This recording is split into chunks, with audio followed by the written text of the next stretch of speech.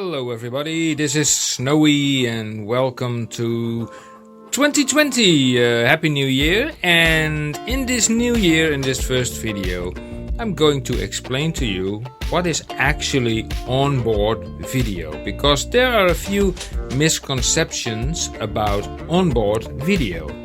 Now, I have some stuff lying around here, and this stuff is not completely saying what I want to explain, but it just serves as an example. Now, onboard video, usually, now I have to do this by hand. If you have this motherboard, normally if you have onboard video, then there would be a VGA, DVI or an HDMI port on the backside of this I/O. Yes? Now this motherboard does not have one. Now let's forget about this. Now imagine that this motherboard would have such a connector. That does not automatically mean that you have video on board. No, you don't. Because a motherboard requires a processor, which is under this heatsink. And the processor, if you buy that in the store, has to be labeled as including a GPU.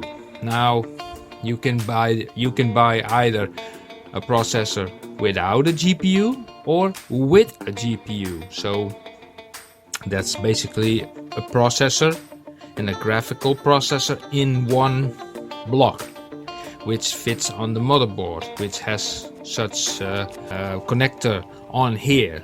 Now, if you have a motherboard like this, for example, then you are screwed, because then you need a separate video card for that, and you need to put an extra video card on it. And this one would not fit because this is an old HDMI card, and that will not fit on the PCI Express. So if you already have a motherboard and you want to buy a new processor and you have a connector for onboard video, then make sure if you buy a new processor that the processor has GPU on board. Usually it is labeled as such. So I hope I help you a little bit with this little tutorial about what is actually onboard video. Onboard video is not actually on the motherboard, but actually is on the processor, which you are mounting on the board, and the board itself just has a connector for it. So yeah, the term onboard video is a little bit misleading in that regard. So yeah. So I hope you enjoyed this tip, and if you have any questions about onboard video and what to do or what not to do, feel free to ask them in the comment section below. See you guys. Bye bye.